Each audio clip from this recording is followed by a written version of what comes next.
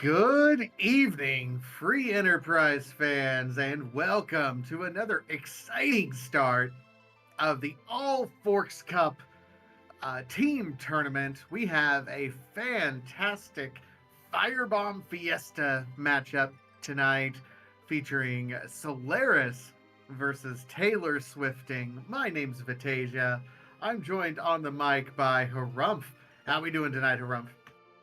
I guess I'm like Joe Hendry in that, you make mention of Taylor Swift's name and I will appear most likely.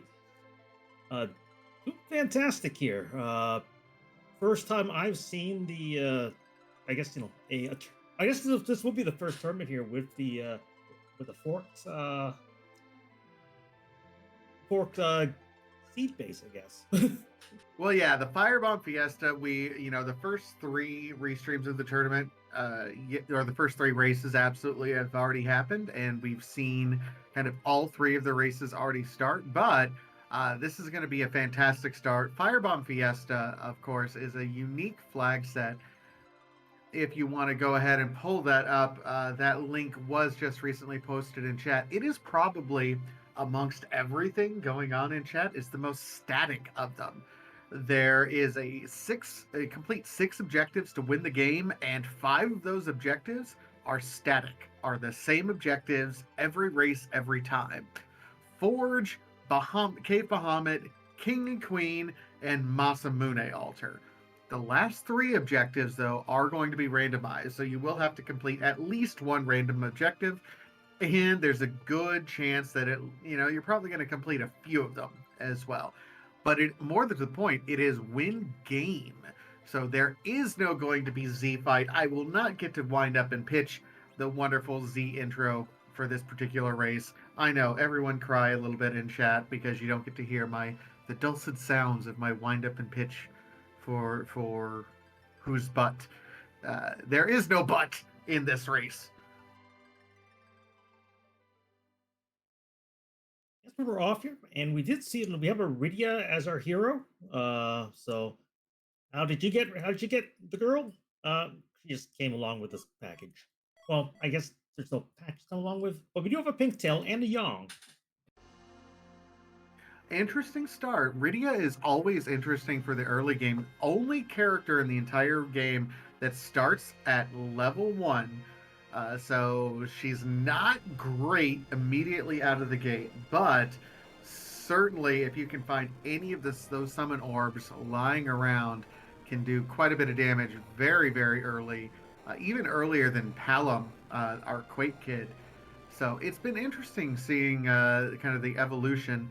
And here we see already divergence. Taylor Swifting immediately going into Baron and saying, "Hey, let's check some things." And once and it's an all money seed. Remember, everything that we loot is going to just be money. Yeah, so which means that now we do have wild shop randomization here. We're Our shops are always going to have damage items here, but I believe that would that still exclude potentially? Well, no, well that's just guaranteed here. So you could still buy them here, but it's not a guarantee that you'll see the orbs you're looking for in the shops. Absolutely. And remember, this is very similar to some other recent tournament flag sets where, different people were optimizing wild shop randomization with this, everything is money randomization really, prioritizes efficiency in your checks and realizing how much everything costs and realizing when you need to stop looting because you got enough money. Certainly, it looks like Solaris found vampires that are located. Both of our runners currently in Agart. Vampires, very great, early on item.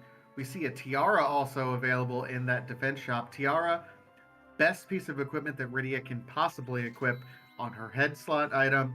Great plus wisdom to add to her summon spells ability, and also great defense as well. Yeah, fighting the vampires early here does make your early game here a lot easier here.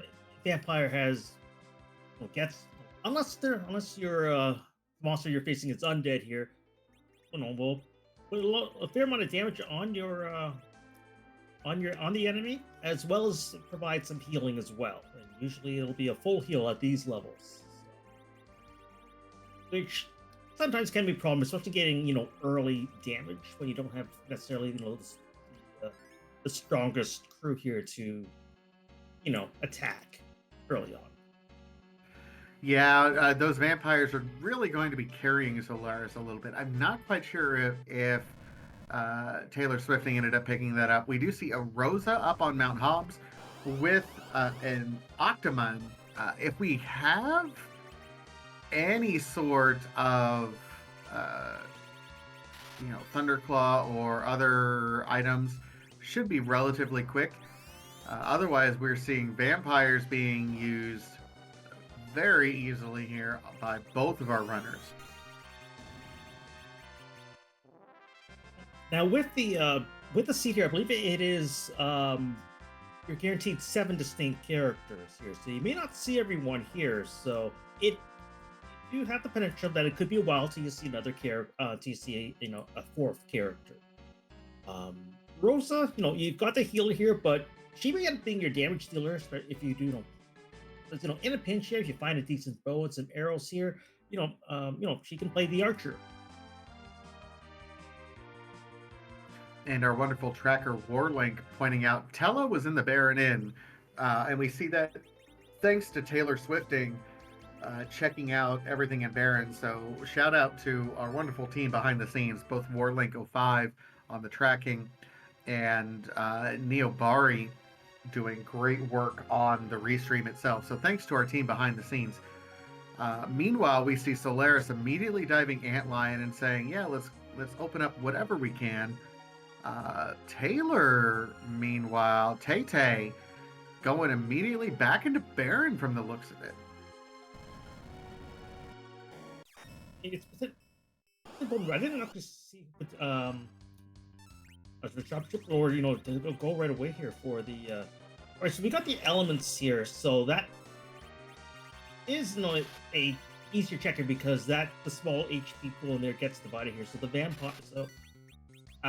Ooh, I think this is gonna be you're gonna have a bad time with those vampires. And the Boreas here, doesn't really do anything either here, I don't believe. Yeah,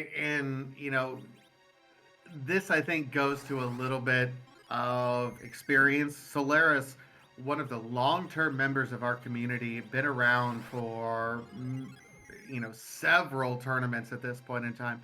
Taylor Swifting, relatively new, so yeah, vampire plus anything undead equals a bad idea, and that's a hard lesson that I think all of us have learned at some point doing this free enterprise run. That being said, here, no, I do like the aggressive play. Like it didn't quite work out here. I think maybe had some different tools here. Maybe went to a different shop. May have seen more success with that here, depending on who who appeared in the at the young spot, at the karate spot. But like this also maybe Taylor Swifting game planning here, knowing that Soleras is an experienced racer, making a risky play here to try to gain an advantage. I mean, it was well fought and well thought, just didn't quite pan out. However, Magma Key early on, that's fun to see. Always, how do you feel about an Antlion Magma Key where, hey, my first check, we're already able to go into the underground? How does that make you feel knowing that technically, at least, both King and Queen are now available to you? I mean, like, it's nice, it takes care of, at least, takes care of 2 of your objectives right away. Opens up a lot more checks here, opens up a lot more shops as well here. So with S-Wild here, there's, you can actually find a little bit more spicy gear. I think that's probably what I'm more excited about. I do think Solaris is taking what I would consider a more traditional kind of line here. Checking out all the shops. This is, there's not a lot of reason to check this Kaipo shop in other seeds, but in this particular flag set, where everything is money, shops are wild. Certainly, you want to be able to check all the shops that are available to you. So, Solaris taking a very veteran move, checking out all of the shops first before diving headlong. Taylor doing everything he can to kind of follow the traditional lines, I would say, that are good for every flag set, but not maybe for this particular flag set. Now, what's spicy, potentially spicy, thing to note here is that we have Dark Knight Cecil at the in the Kaipo bed, and we have burning the mist with the package. You need to burn the package here in order to well, you need the sand ruby here. It's been a while here. Come on. It's all right. We all make that mistake. Remember, there's two character spots kind of in that this, general vicinity. this is just me trying. That's all. It's okay. It's okay, buddy. We've all done it. Meanwhile, Solaris is going to take his whack at this elements fight. Realizes, oh yeah, I have a fire claw. Remember, the nice thing about undead is not only, I mean, they reverse any sort of suction, but they are weak to fire and healing magic. So that fire punch is enough to get through. And there's our Mist Dragon. Yep. The semi-bonus round, I believe, in this flag set, because yes, you can. Once you take up the mist, you don't get You don't get Rydia's mom showing up right away, do you? No, in this particular flag set, and this is part of the fork flag sets. Remember, this entire tournament is based on the fork development that's been going on within the community. This particular flag set, in order to get Rydia's mom's key item, you have to burn Mist Village first. So the package actually unlocks the key spot item, not defeating the Mist Dragon. So in essence, here you pretty much have to go through vanilla lore to unlock that spot. Absolutely. However, Solaris does find the Legend Sword, which is one of our key item requirements to have Forge go on. Interestingly enough, the other three objectives that were randomized, Burn Village Mist, which we'd love to see, conquer the Vanilla Mura altar, so as another moon objective, and launch the Falcon. We already have the Magma Key, so everything else could be very much buried. I mean, you still have that hook in play, because, again, with this flag set here, the pink tail can potentially gate a key item like that as well. Yep, the pigtail also does trade for a key item, and also Rybon in chat, a longtime member of our community, has a great question. Do you need to kill both Demist and burn the village with the package, or just burn the village? Great question, Rybon. It is just burn the village. You do not. It effectively replaces that particular check. There's a few things in the fork that allows you to place that key item in different places other than just the Mist Dragon. There's some, for example, I'm running in the Ace flag sets in the Adamant Cup experience that places that particular key item instead of at Rydia's mother, places it down with Sid in the Dwarf Castle. In this flag set, it's associated with going through and the package and burning the Mist Village, so you have a cutscene to get through and a key item. So this particular fork has a few different options for that particular key item. It has some flexibility and adds some weight to some different things. Let's take a little bit of time here to open up the hole down to the underground. Tail Swifting making his second attempt at the Baron Inn spot here. A big bomb this time around here took care of the elements here, and now Demist. Soleras heading for Holy Ground on Mount Ordeals. Yeah, I like this. It's a very aggressive early game play. You know, we're at about the 12, 13 minute mark, which is where you want to be about if you have to climb ordeals, if you have to climb ordeals, this is a great place to be able to do it. Of course, both runners have that Tella at this point in time. So getting that old man online certainly makes it nice to be able to do it. Now, this is a problem. The sisters up on Mount Ordeals is a problem because right now you are hoping to use a bunch of J items to kind of power you through the early game. But with that reflect that's up, that makes it harder. And and the bulk of the make resistance damage here, like the real dangerous part is from those spells here, and these spells here will punch a lot here. It's this one is typically considered I guess a softer spot here because the attack power is incredibly low here, but magic will still do a fair chunk of it here, so it does make for a tricky fight at one of the few tricky fights here at Ordeals 1. Anything that casts reflect is something you do not want to see early game in this particular flag set just because of the over reliance on the J items that are available. The typical routing that happens in this particular Firebomb Fiesta flag set is really loot enough to get some money and then find some J items to really propel you into the second phase of the game. Anything that can cast a wall really puts a damper on that. Alright, now, Bard, you mentioned here that Tail Swifting did find Gaia Drums, which is one of the items here that will get around Reflect. So, as that trip is made here, may find an easier time. With that first spot, at least. I am legitimately surprised that both runners, as far as we can tell, I mean, they found the magma key, but neither runner has really gone into the underground at all.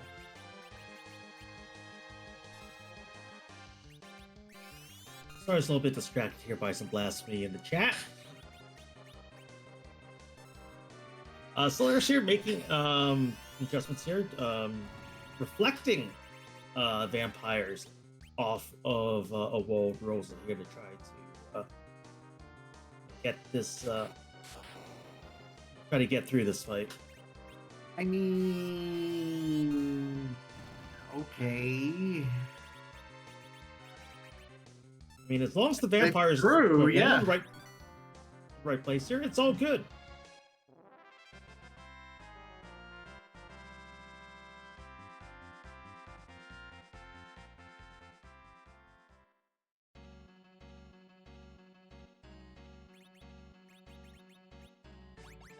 Meanwhile, Tay is getting a crystal ring from the monster box that he ran into, looting out Eblin.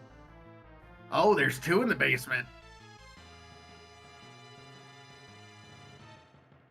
And on Ordeals 2, Soleras finds a Mylon Zed who has decided, despite all the changes happening in the Free Enterprise world, just wants to stay in the same spot it's always been at.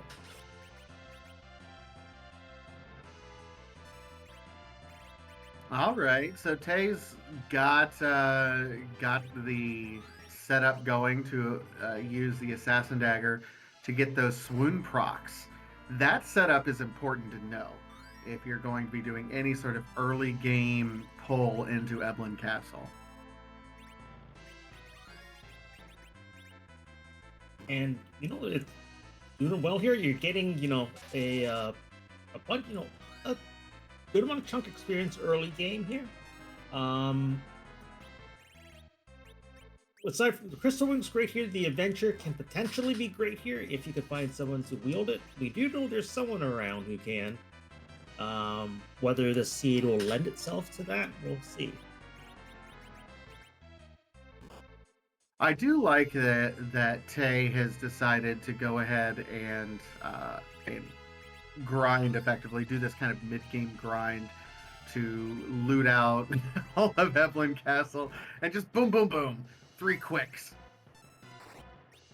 Now, with the select set here, these are also key item checks here because we have, if I read the flags correctly here, all of our above ground, not above, no, ground level and above trap item, no, monster box chests are key item checks. They are. That's a good point. I don't know why I glossed over that. People end up checking the Evelyn checks even when they're not required, in some of these flag sets. So it's good to see that, the fact that these are required, that's great. Meanwhile, Soleras is on Ordeals. Our hero Rydia is diving in.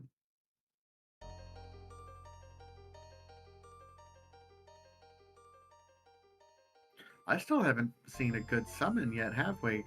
And it's a spoon.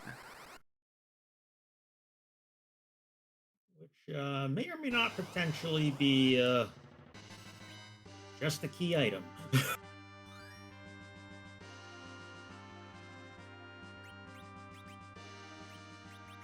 Sure here. Uh, yeah, this could be problematic, because sure it's gonna be relatively fast, but also heals pretty quickly. So it just it's not you're gonna be taking a lot of damage here. It just could take a potentially a while here. Well, I got 400, 600. Okay, only 2 key items. I was worried with that low roll vampire. We were going to be setting ourselves up for a 3 key item set. But does get through it. Does have to spend a lot of resources to get through this mountain, though. And you're like the on this type of setup here and the type of RNG you get here, ordeals to here can be, can take some time, and it's, cease, some take, you know, uh, some time taken here to get through that fight with the extra levels Swifting has, when if, he ends up at ordeals here, we'll probably find an easier time here because we'll be able to tank um, more of the Mega Sister attacks here, and get through that much faster.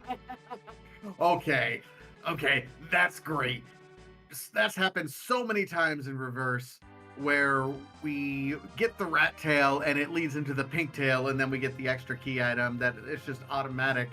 But over on Tay's side, it was give the pink tail, it leads into the rat tail. And there's no extra cutscene or whatever. We have to do it manually. Oh, that's so good. And we got a pan at the end of it here, so I guess everything did pan out in the end.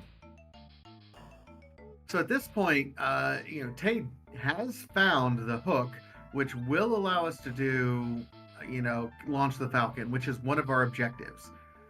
However, that will allow us to get a character, but not much else.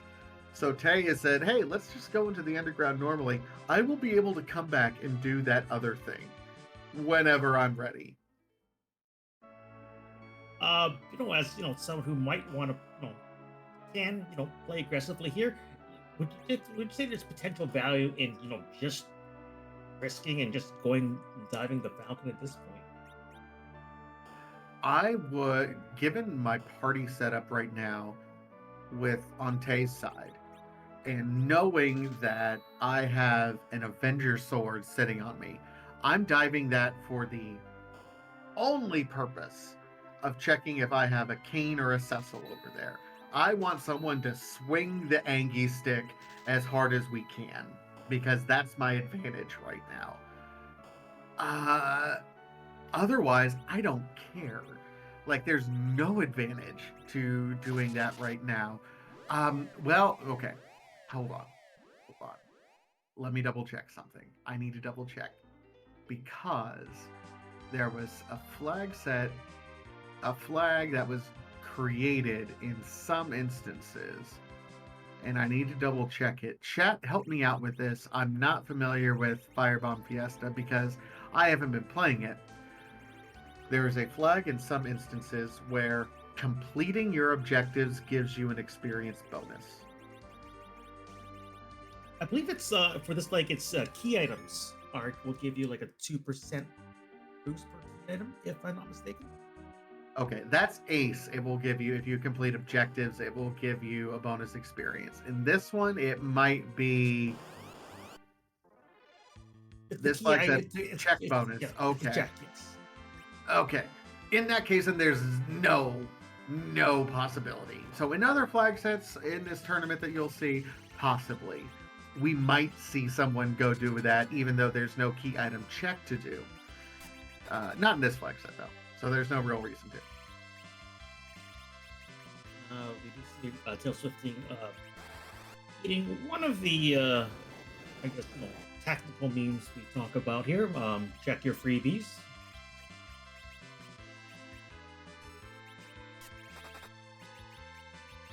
Oh, yes, definitely check your freebies.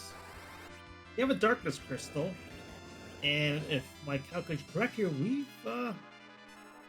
we're at go mode pretty much technically. Yeah, because we can now complete Cape Bahamut, King and Queen, Vanilla Masa, Vanilla Mura, and 6 is Launch the Falcon. We're in go mode. And that means harp is technically not required, so everybody wins. Team no harp, huh? Very much so. So what does that tell you, Harumph?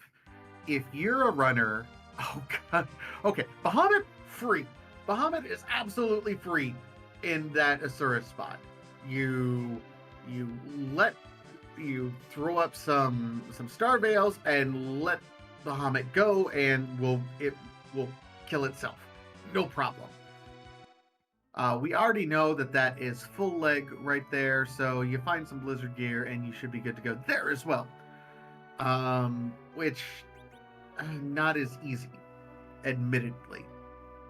But you're in go mode right now at sub 30 minutes. What does that do to your thinking right now as a runner? You're probably feeling a little bit, breathless here from all the panic that you're experiencing. But for Soleras, this will be nothing new for him here. He's had this raised a lot of seeds here. Definitely encountered that super quick go mode here. I don't know how many how Tails the seeds that Tails Swifting has been running here have for him, but yeah, like being able to tackle a super fast go mode here, if you're not used to it here, can be stressful for sure.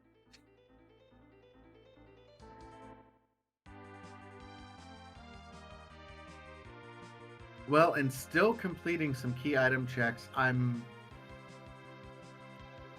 one hand, this is an experience play because with this particular flag set, as we just discussed, each key item check is a bonus to the experience. So there's not no value in doing this. That said, part of me immediately wants to get my party set and just go. So Sheila 1 brings up an additional count to the key item, otherwise not much here, and just the black shirt out of from Sheila 2 here. This had the potential to get a little spicier here. If it was found a package or a rock.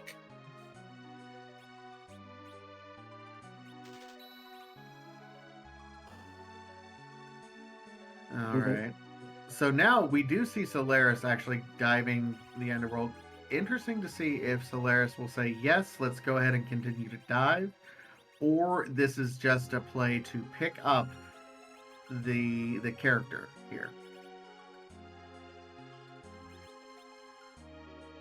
We have Stardust rods available in Eblin Cave. If you needed a little bit AoE here, there's a Leviathan orb in Tamara. So we did find an orb, and we definitely have a way, to make that Leviathan hit a little bit harder. Should we need an AoE at some point?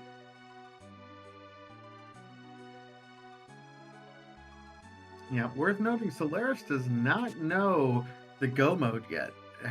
Certainly has the hook, but does not have the darkness crystal, which is available, as we know, in the audience, in the Feymarch. Oh, there's a Bahamut, by the way, just in case. Yeah, I guess we're gonna go with that now.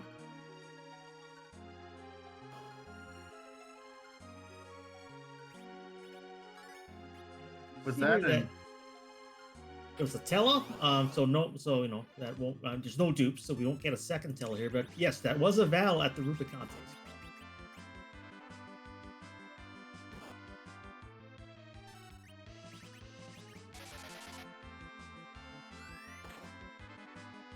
All right, so Tay is certainly getting set up to look like tackle this Dwarf Castle.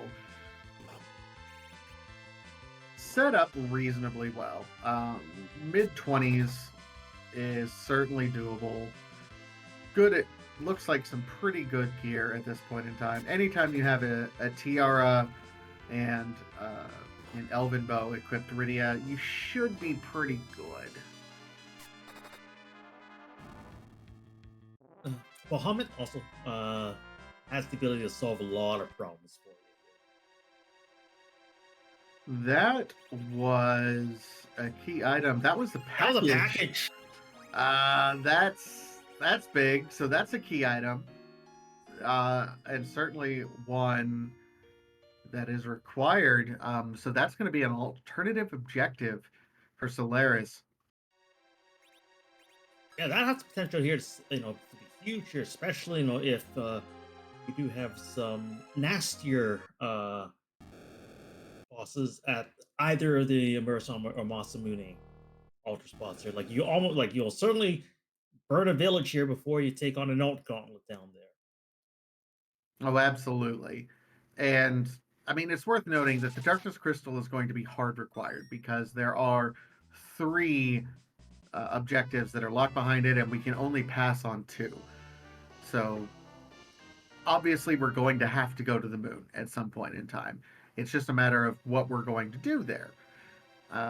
Right now, we can launch the Falcon, and of course, we have access to all the moon. That being able to burn the mist is absolutely key in case there's something nasty up there.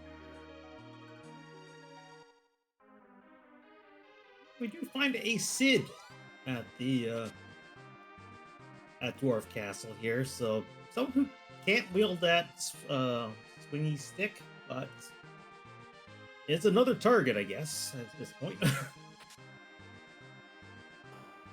Yeah, and as chat's pointing out, there is a Valvalas that's going to be at the Ruby spot here once we get into the underground on our way, as Solaris, I think you're going to just open some checks here. But Val at Ruby is very rude for our current party setup. It is very magic reliant up until this point in time. Not a great setup relying on just Yang to swing at this point if you're trying to get through and no way to get rid of that tornado. Yeah, because there's only one potential character left we can find here, because yeah, Cid would be number 6 in terms of what we know. Yes, so unless that 7th is Kane and exactly Kane, yeah, you're gonna have to attack a spitty thing here to get through that spot.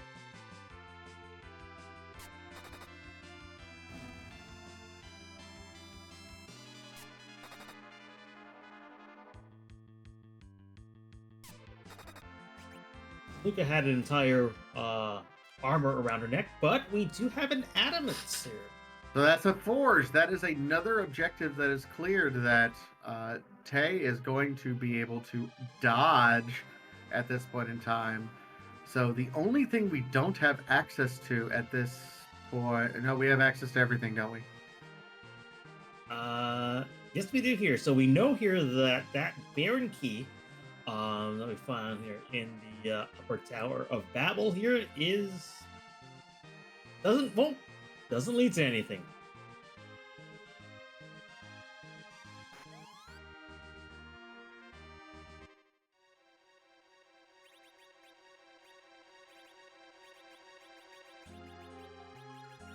With that here, like if Solaris does, elect you to try to,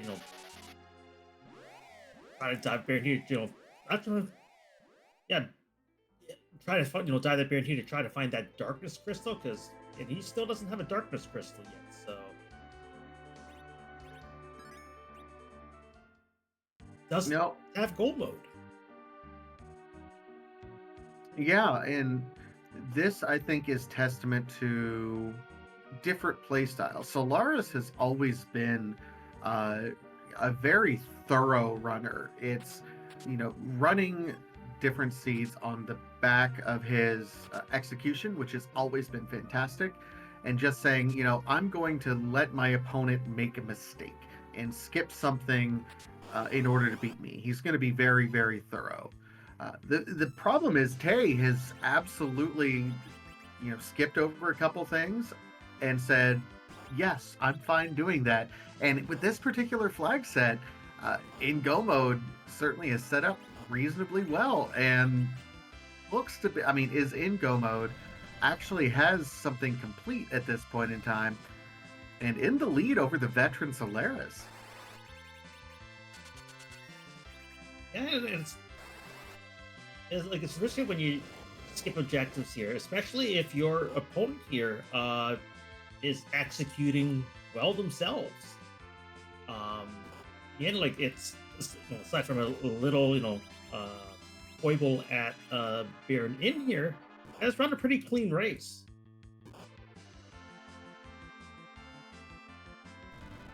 Looks like Tay is now doing his shopping at this point in time. Just running around, checking all the shops, doing what needs to be done. Let's see. I'm seeing 1, 2, 3, 4, 5, 6, 7, 8, 9 key items. Yeah, it looks as though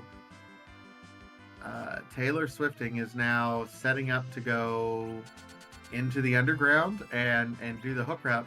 If Taylor finds either of the key items here, first of all, one with the package will be rewarded with being able to burn mist down. So that's 2 moon objectives that they can pass. But more to the point, that'll be 10 key items, and we'll just be able to ramp up the experience quite a bit.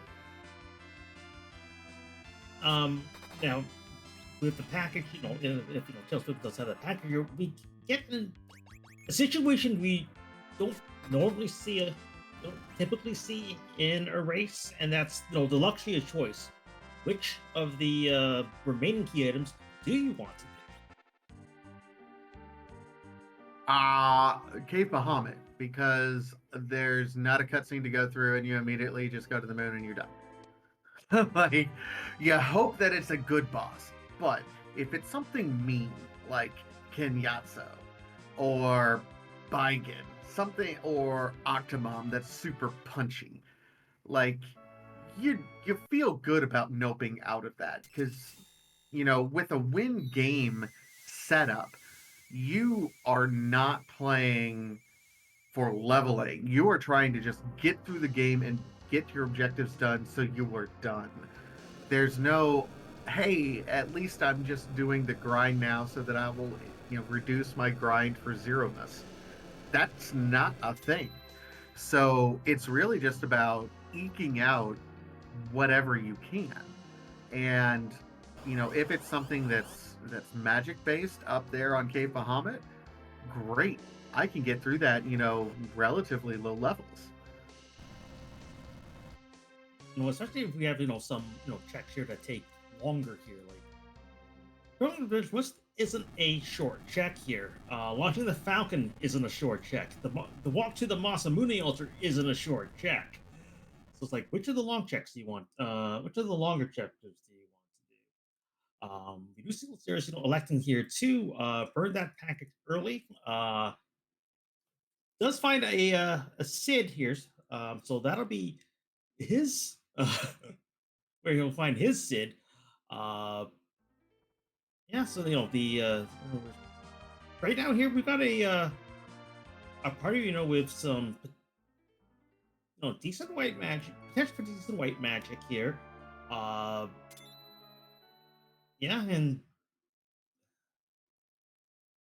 I don't usually see a so there's here is able to make a check here. Does find a sand ruby, so does unlock the the Cecil there at the Kuiper Win. Right. And And that that is 10 key items for Solaris as well. Now the question is, do you want to go through the cutscene at the Kuiper Inn in order to get to the Kuiper bed? That's the problem is you're carrying around just kind of a walking corpse at this point in time, knowing that you have a cutscene and a boss to fill if that's going to happen. Um, Tay certainly has set up, looked like it had abandoned looting, trying to find uh, the special box with the Staleman. Now going ahead and opening up a couple more in upper Babel.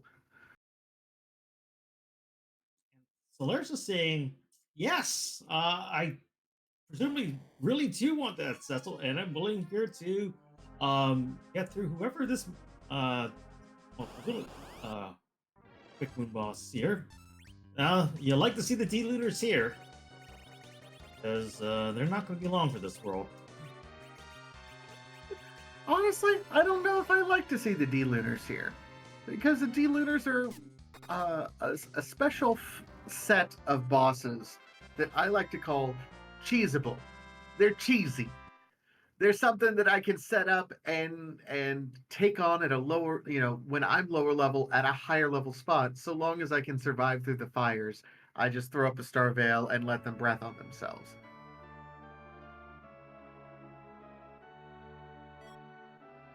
Yeah, it's, like something special would be something which would need take to check even longer here, like an alt gauntlet, which although would be definitely be manageable by this team here, is still a slog. Absolutely.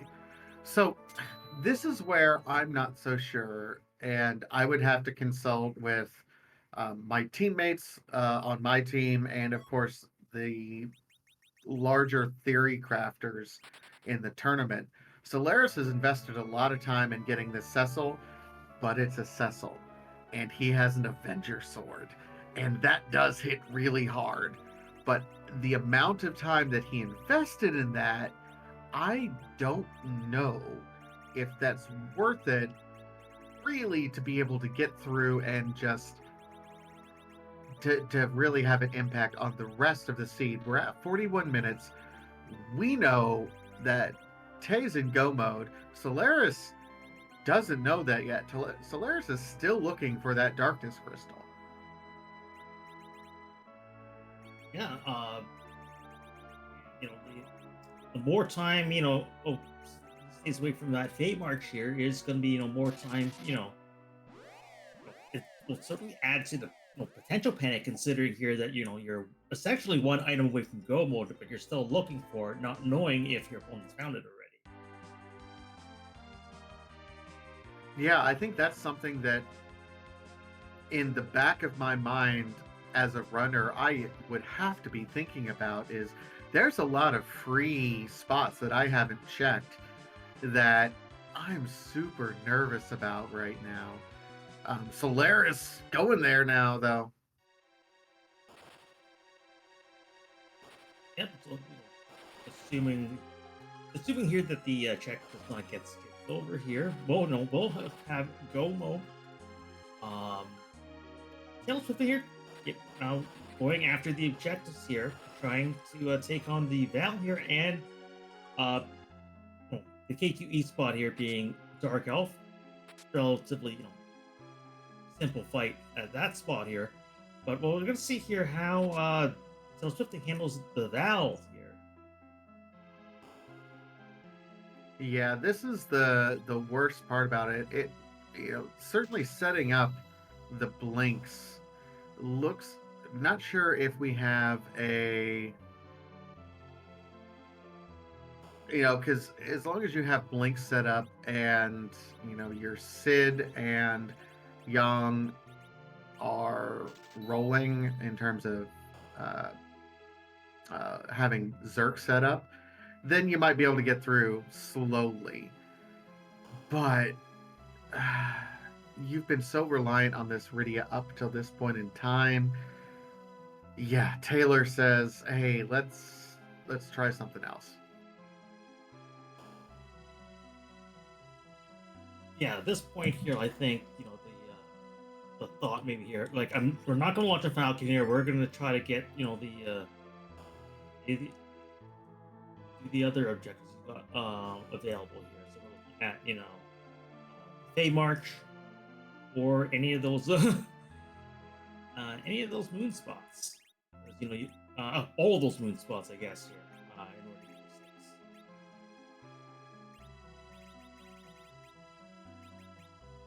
Yeah, chat pointing out as well, we cannot discount that Ruby at Leviathan spot.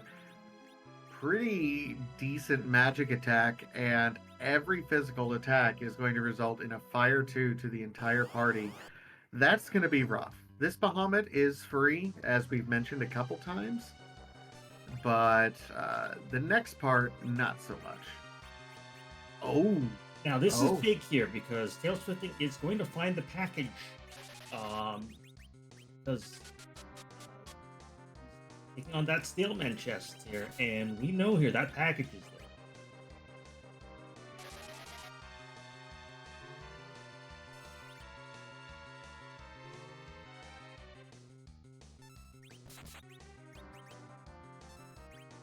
Get here. He's got experience of Soleras here. Soleras, a long-term runner here, is going to be potentially more comfortable in taking on like fights here, like the Bahamut, like knowing here that he can take the Bahamut fight here, and depending on which bosses show up at the other locations here, able here to handle what comes out of the way here at earlier levels.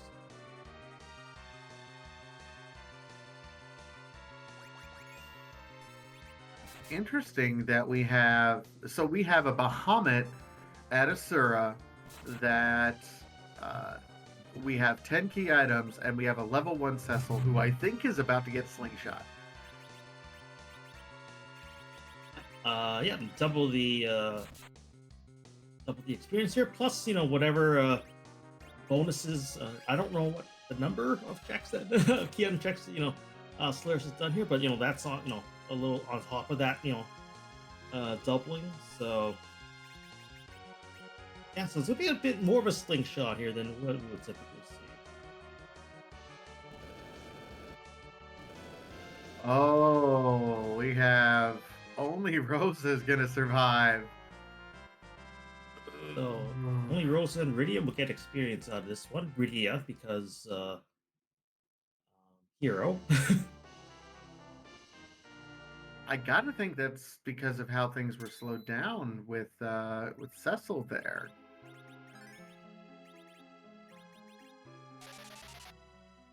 And I didn't take a quick inventory here. Timing here, and may have not handing any more star veils here to try to get a few extra people walled up for that.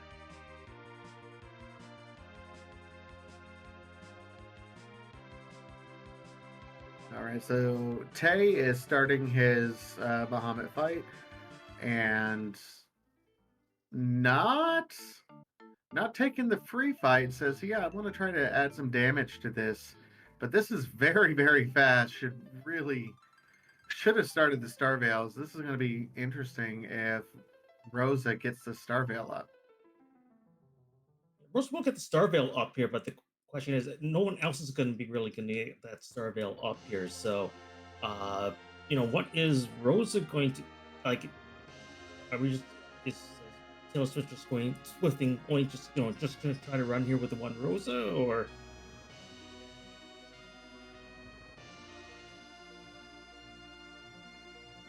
Like, I'm trying to make a Taylor Swift joke reference here, guys. I really am. But everything comes back to Bad Blood. And at this point, that's just a bad joke. So, sorry.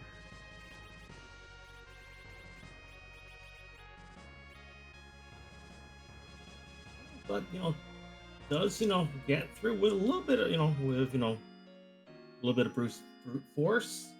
That's another that's objective 2 down for Taylor Swifting. So we're level in terms of objectives as we stand. Slurs is making a beeline to the moon, though.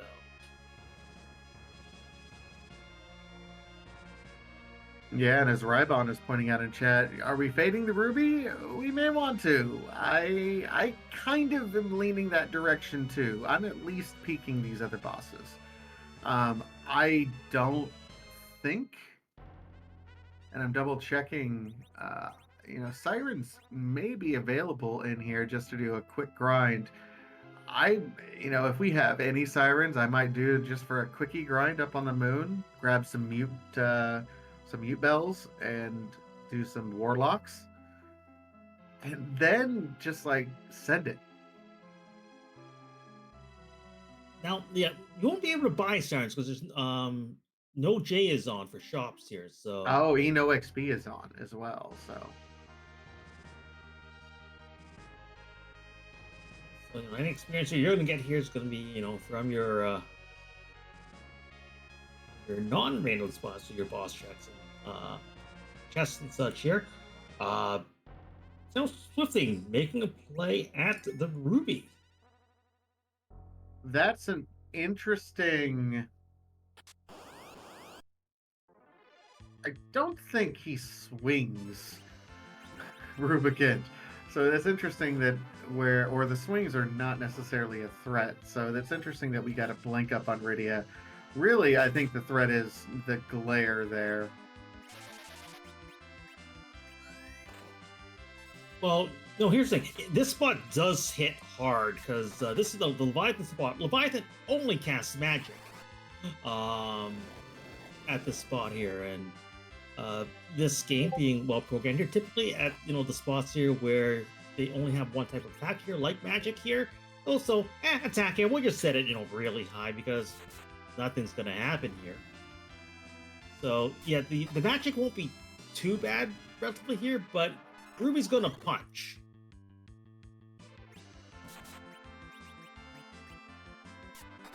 Yeah, our entire offensive output right now on Tay's side is 100% reliant on Bahamut.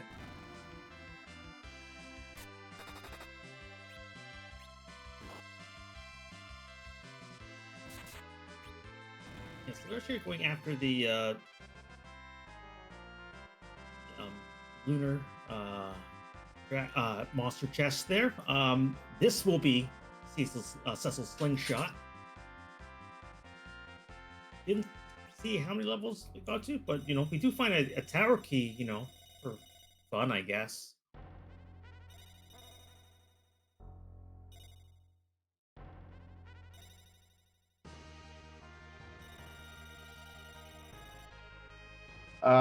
We have Hey still working on this Rubicant. Soleras does find the tower key in the hairdryer's third Bahamut cast.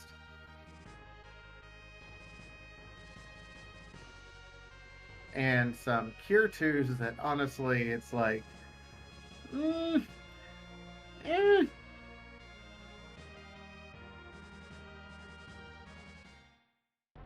the tears aren't really doing much here because the attacks here will just hit here more than what they've got right now. the current HP levels. I will fully admit that I'm fully relying on Rybon in chat to be like, yeah, we've got about two more. Oh, one more. That was it. Meanwhile, Soleras finds us, the edge case. Hey, how would you like an edge? I mean, it's probably a little late here, but like it's probably more of a edge is like a win more at this point here, depending on who we see here. I definitely do think here that now here with the additional levels here, the having the Cecil here is definitely going to come into play as we approach the end game. Absolutely. So we need 6 objectives. And chat's pointing out, it's like, hey, Tay, you got the package. Should probably use it. That'd be the 4th key item.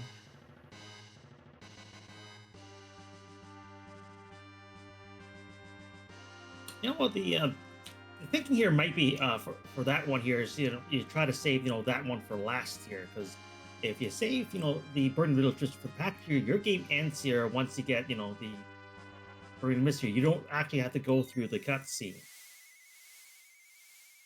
Yeah, but aren't you going to go to the moon and back then? Otherwise, you could just finish on the moon. Meanwhile, Soleras is showing us vanilla pale dip, or as the community likes to call it, vanilla do do do do do do do do.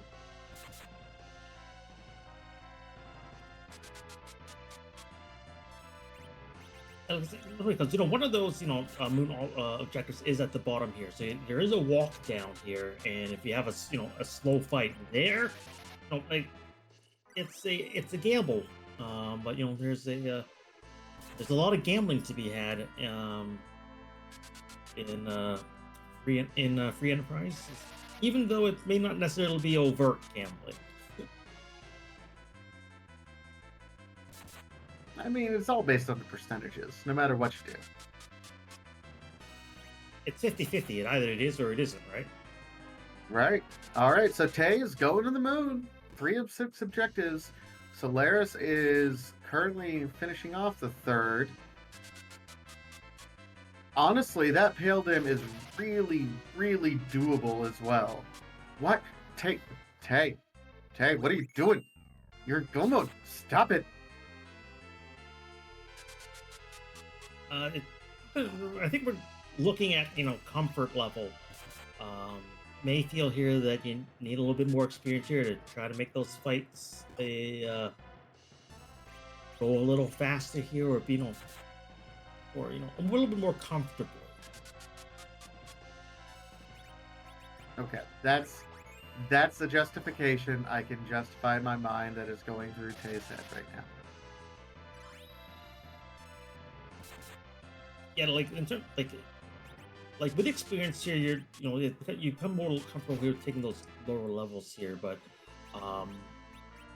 yeah, there's the fear of wiping and having to begin again, because depending on whereabouts here your party gets wiped here, it puts more pressure mentally here, because you definitely feel like you're behind, especially if you've taken a full party kill, and we've already seen a few resets here from Tail Splitting Sizer. So with that fast thing here, this may be like a definitely an effort here to play it safe. So here's another thing that I'm worried about happening. I think, yeah, okay, we're going into the Crystal Tower. Tay's main source of damage up to this point has been the Bahamut summon. Bahamut does not react very well to Pale Dim. Remember, there's that counter script to cast Quake on the party.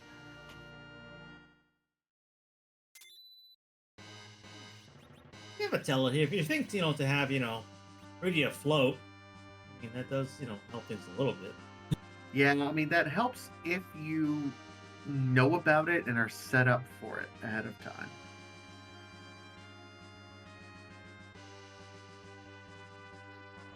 to an extent here, just if so we can, it might sure like makes it but if you have that source, I think it could be done even without, you know, notice here if you're mentally prepared, to take that line. Um, that makes it here like I'm not sure if they found dragon, anyone took picked up a dragon whip or anything like that here, um, as a just in case thing here.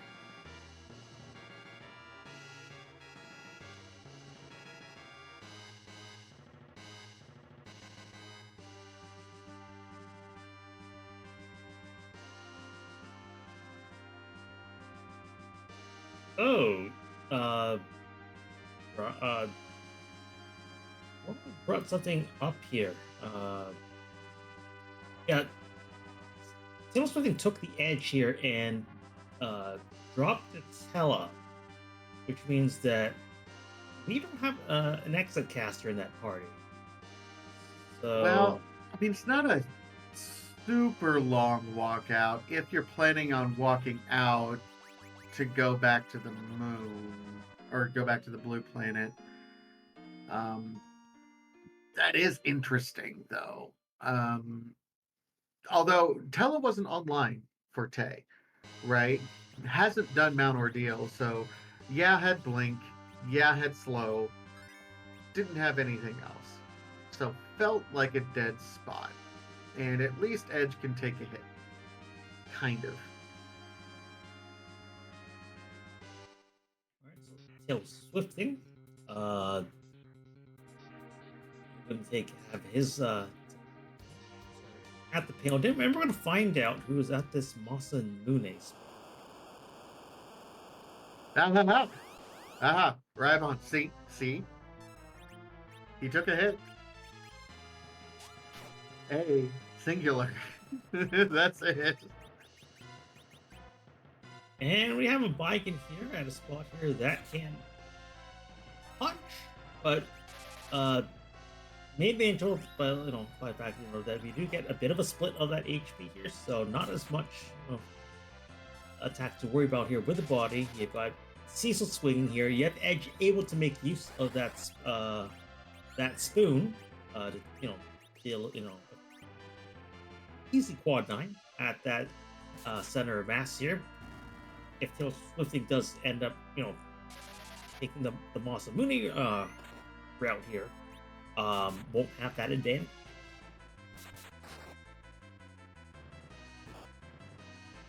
Yeah.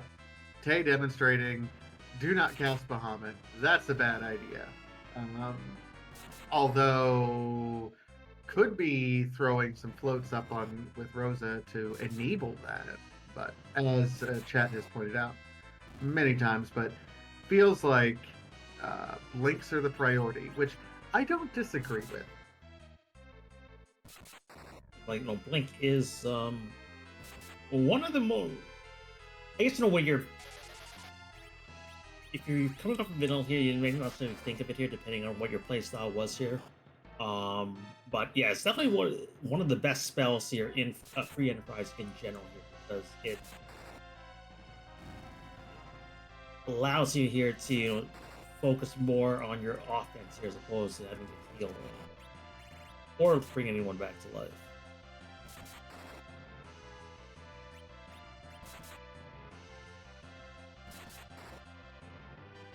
Oh, are those arty arrows on the Sid?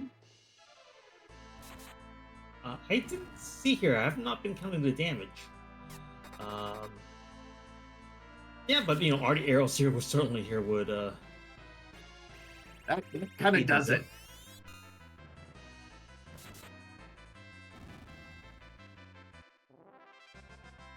At this point, you just keep everyone else alive and just let Sid go burr. Like all the rest of these actions are they're kind of just empty actions at this point.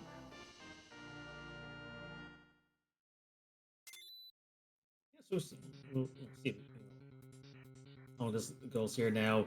Soleras now has the fourth objective done, so it's taking the lead in terms of objective count here. Presumably here, we'll take a trip here to uh, Cave Bahamut here to take on the boss there, and then we'll have a decision to make between the two objectives he has available to him: uh, Ruby or the Falcon. Both of which are going to take a little bit of time. Tay, though, through that Mura altar, so it's just a decision point. Does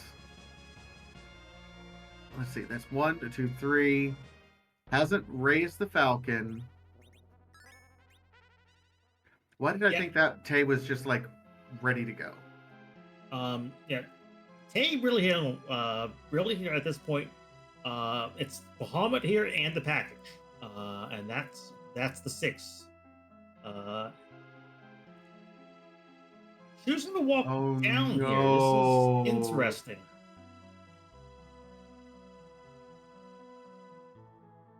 This is not good. Getting rid of your exit caster and then choosing to walk down this far. Uh, this is going to take some time. This is going to take a lot of time, more time than I think it would take Solaris to complete this mom bomb, and then whatever other check he chooses to do. The other thing is that, yeah, if you're doing this walk here, you're used to not doing this here unless you have an exit caster. So runners here may not, necessarily be, versed in walking back, because I've taken a few wrong turns on those occasions where I've had to walk out of the Lunar subterrain. Yeah, that's the situation that never feels good, is having to walk out of the Lunar subterranean.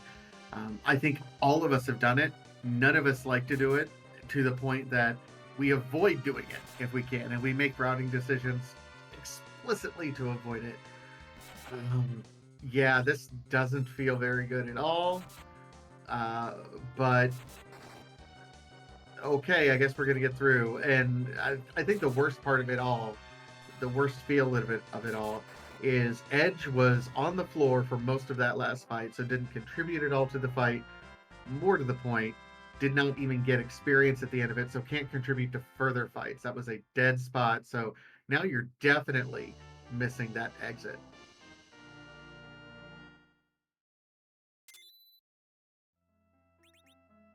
We have Soleras here with one uh fight to go here. Again, now with the now with the additional levels here, again here, like, it does make, the Ruby spot here or the Falcon spot here more palatable. Um Definitely an easy, a more definitely will have like a, rel- a relatively smooth time out of here. Not necessarily, the easiest here, but should be able to get through that here. So I anticipate Solaris goes down to the Bay March for the final objective.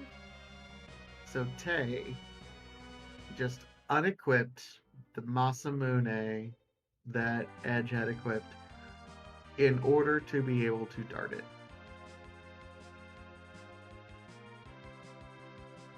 I mean, they're. Edge is helping. Yeah. I'm trying to think of scenarios here where that would be really optimal. Um, Given here that Edge's base level here, this might actually be one of those few times.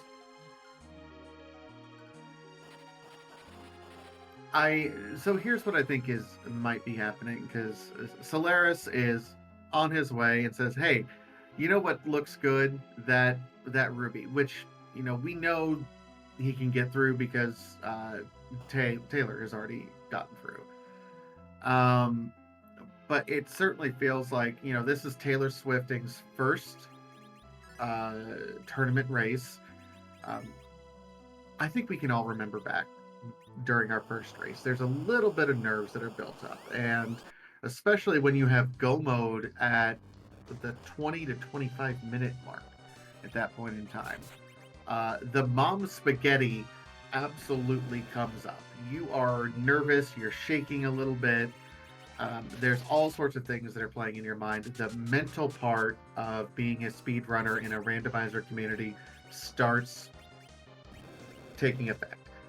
And if you don't have the experience in doing it frequently, especially in this particular community, going up against someone who's been in the community for as long as Soleras, that has to impact you. Um, Taylor does finish right now, so we'll get through, but that's 5. 6-1 is going to take a walkout, is the unfortunate part. So it's going to take. It's really a question of if Taylor can get through walking out and getting the package before Soleras gets through this Ruby fight. I mean, if we're walking from the Mura spot here, maybe. Or the Moss spot's gonna be a little tougher. But given here, this is split things first tournament match here. This has been a super close race. Oh, it's been incredibly close. And it's still going to be close because it looks like Soleras is at least fighting for his life right now for this Ruby. Not completely under, well, I don't know, got a couple of Zerkers right now.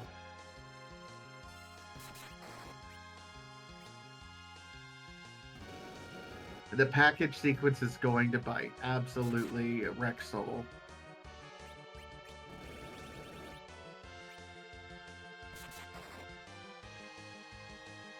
There's looks okay here, because with the Zerkers here, it's eating up that queue here, so you're not, so it's going to take long here to get to that layer, and I think that's probably Rose eats the glare here. Yeah, this. I lost now. There it is. It's just the cutscene. Oh, and this is going to be like just within a couple minutes of one another. This is, great showing by both of our runners. I think Soleras, we're going to see the time come through, but Taylor Swifting for first race ever in a tournament, great showing at an hour 10 thereabouts. So 1:10:30 something for Soleras with the win in the Firebomb Fiesta. 1:10:34. GG's to Soleras. And Taylor Swifting is going to be very close behind. Get your GG's in chat for both of our runners. This was an incredibly close race. Yeah, I think there's maybe breathing a sigh of relief. We'll find out. If interview here, Taylor Swifting here. Will be within a minute of someone here. Some of the caliber of a Slayers here. I think we'll definitely be able to take a lot of positives out of the second place finish here. Oh, absolutely. Taylor Swifting got through a lot of really difficult fights very, very quickly. For someone who is so relatively new, that's kudos. There's a lot of positives to take away if this is your first tournament race. I know that you don't want to hear that, right? No one ever wants to hear that, after a loss, but so many good things to take away from this particular race. Getting through that Ruby fight at a much lower level than Soleras, that's a really rough fight. Finding a way through a lot of different boss fights, and having just fantastic routing, knowing what he needed to do to get through and have a chance to win against a veteran like Soleras, and within a minute. I don't know if you can ask for anything better. And we are now joined by Soleras himself. GG's on that very, very close win there. Hi. Thanks. And Taylor Swifting joined us as well. GG's. Hello. Hear me? Hello. Yep, we can hear you both. Just Absolutely fantastic run by both of you, but less than a minute separating. Uh, we were getting nervous there at the very end of this race. Soleras, let's start with you. Um, Sure. let you your early game race was really interesting. You seemed to focus more on the overworld. Took a long time before you went into the underworld. What's your thinking, just as a general rule, when for routing in this flag set? Yeah, I mean, so darkness happened to be in the Feymarch Trivia this time, but otherwise, even though it was mostly a darkness search, I don't know, I tend to want to look for a pan before I get underground, really, and then just like do Sheila 1 and the pan kind of all at once. But then things started to sort of fall in line in like the way that they did. So yeah, I don't know. I just ended up finding things to do on the overworld, which was I was not as powered as I wanted to be. I went to some fights kind of unsure, but I mean, it ended up being a fun overworld for me, so it's okay.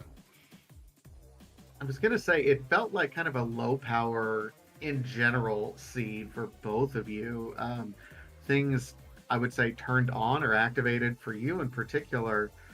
Felt like you had the Avenger there from the Evelyn checks, but getting Cecil online and going really felt like that opened things up for you there. Yeah, it took him a moment. I was hoping to get him those levels from Bahamut, but I kind of screwed the end of that fight up. So I had to take a trap before I ran to the moon. The other way through this would have just been finding like Leviathan or Bahamut, and I could have shot underground, but yeah. Taylor Swifting, bring you in here now. We did see here in your race that you found the Darkness Crystal very, much earlier here than Solaris here. You technically had your go mode a lot considerably earlier. In terms of did having that here affect your routing here, affect your mindset here when it came to attacking your strategy from Yeah. that point forward. Yeah, I can't remember. I think I got it like maybe at like Feymarsh or something. Yeah, it was in Feymarch. Yeah, and my plan, my plan was, I think I knew that going down the hook route was probably gonna be I was gonna go down the hook route, hit up Bahamut down there. I was trying to avoid the Ruby if I could, and then I was gonna go do the 3 moon objectives. And I think for me, not knowing if I could get through Val there, when I saw Val in the hook route, I was like, well, I don't know if I can get through with Bahamut, and I tried. That was really my key mistake. I think I got lucky. I got the package down there too, but yeah, I knew I was underpowered for sure, and I think I wanted to go through the hook route, get some levels there, go through Bahamut, get some levels there before I went to the moon, but.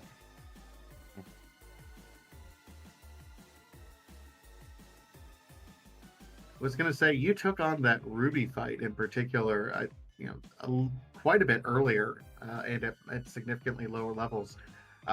Did you feel a pressure at any point in this seed? Because it felt like I think we had go mode at something like 25 minutes into this seed on your end of it. What kind of pressure did you end up feeling? At 25 minutes in, saying, "Oh no, go mode." Well, I wasn't actually mid game. I wasn't really thinking about it a whole lot. I was feeling some pressure at the beginning when I took the wipe to Mylan at Baron and just made a mistake there, and I was like, oh no.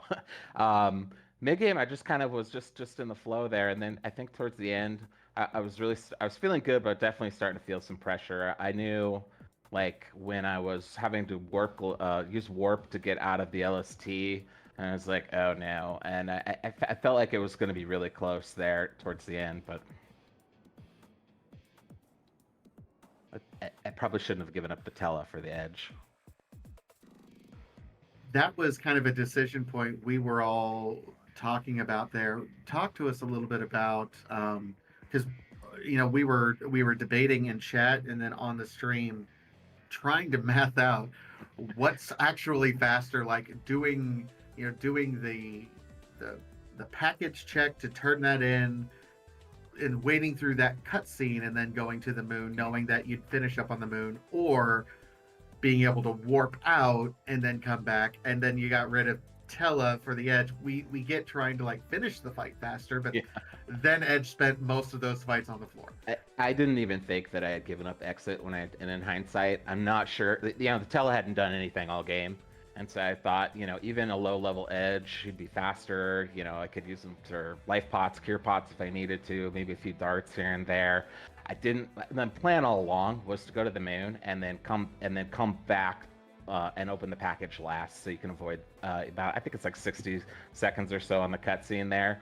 But when I saw the Edge, I just didn't think probably should have taken just one extra second to think about the benefits of having warp, and of course Rosa didn't have it, so,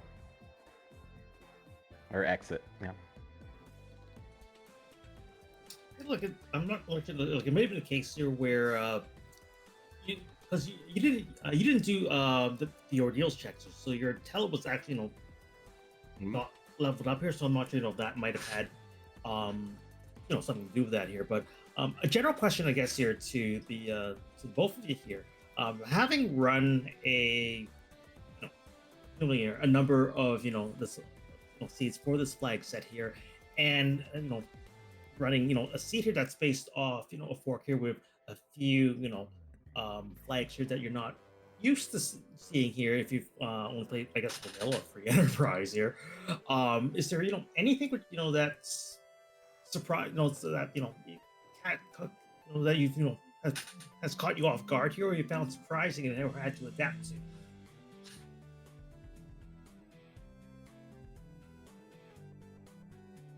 I'll let Taylor take it first. Sorry, what was the question again? I guess the TLDR here. Having run a few seeds here, is there any particular aspect of the seed here that you need to adjust to here, or has surprised you? About the flag set? Yeah, in terms of like going in with with a particular expectation here, and then finding here that maybe this is things I'm getting used to here, or maybe you found here that you need to attack it a different way. Yeah, I can. Just I'm pretty new to running this game. I started at the beginning of the year. I really enjoyed FBF. The shopping. I think I've gotten to explore a lot of items and stuff that I wouldn't normally think about using or buying in a normal seed. The HP based J items. Like when I saw the Yang early on, I was pretty happy about that. That's a good character to use those with. There's some other items around that you just don't normally get to use in a regular flag set. So those are things I like. Yeah, there's definitely a lot of interesting shopping around. I really like the package holding a key item and the pink tail holding a key item. That's new to this fork. I think those are really good, interesting flags. I also like, I guess this flag set doesn't have it, but there's a K unweighted flag that I really like that normally the K main checks are a little bit more weighted for to hit than like moon and summon. But I think the K unweighted flag, I'm just thinking of just kind of what I like about the kind of the fork in general. But yeah, I think the flag set's well crafted and fun, and you definitely have to tackle it knowing that some really nasty bosses could be waiting just around the corner. But yeah, I don't know. It's fun. I enjoyed myself. I was going to ask both of you, how does the win game, because I think it's been a while since we've had a win game in a tournament. How does setting up for that, knowing that you don't have a zero miss at the end of the race to have to get through, so excess levels, there's not a peak, a top level ceiling of levels that you have to get to in order to be able to complete the seed. How does that change kind of your planning, your routing, and things that you're going to do through the seed there? There's characters you could take, like Ed, with a spoon, that you don't have to worry about him at Zeroma's falling apart, to stiff breeze. I personally don't really like the Zeroma's fight, so I love Owen. I would happily play that in almost any flag set. But yeah, it just kind of lets you run more with lower power, and you just don't have to be thinking about how you're going to actually finish the seed against multiple big bangs. Yeah, you don't have to do a grind. That's one nice thing. I'm terrible at the Z pipe, so for me this flag set's it's right up my alley. Well, fantastic. Any other final thoughts on the flag set, the tournament, or the race? I want to respect everyone's time. Just wanted a last question or last opportunity here.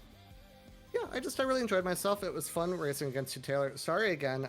We started a little bit late because in my brain I was starting an hour later than I was. So oops. But yeah, I'm happy that it was a close one. I hope it was fun to watch. Thanks for putting on this restream. That's super appreciated. Thank you for the tracking, the comms, and the restream itself. And otherwise, I'm going to duck on out of here. So thanks, guys. Yeah, I'll echo those same thoughts. Thank you, everybody, and thank you, Soleras. It was really fun to race against you, and yeah. Yeah, looking forward to more races in the future. Wonderful. All right, bye, guys. Awesome. Well, thank you so much. Soleras versus Taylor Swifting. That was a fantastic show that they put onto us. Want to give a shout out to, of course, all of the folks behind the scenes once again who helped put this show on. Wonderful Neo Bari with the restream, Warlink 05 with the tracking behind the scenes, and of course my co-commentator. Harumph, we've always had a good time commentating with you, and this was a great way to really keep the ball rolling here in the tournament, isn't it? Yeah, I've had I have to say I've had the best day here. Doing comms, reviews always here, Tasia. Fantastic. With that said, just want to remind everyone that there's more free enterprise going on. There is a 10 p.m. race tonight over on Free Enterprise Prime between One Free Fitz and John Burkhead. That's going to be the Ace flag set. That's my favorite. That's the one I'm running as well. So make sure to tune in for that. We are going to be rating J.R. Tate, who's actually doing AFC practice himself at tonight. So we will be doing that here shortly. But remember, do not spoil the race at all. And we will see everyone at the next race. You have a great rest of your night.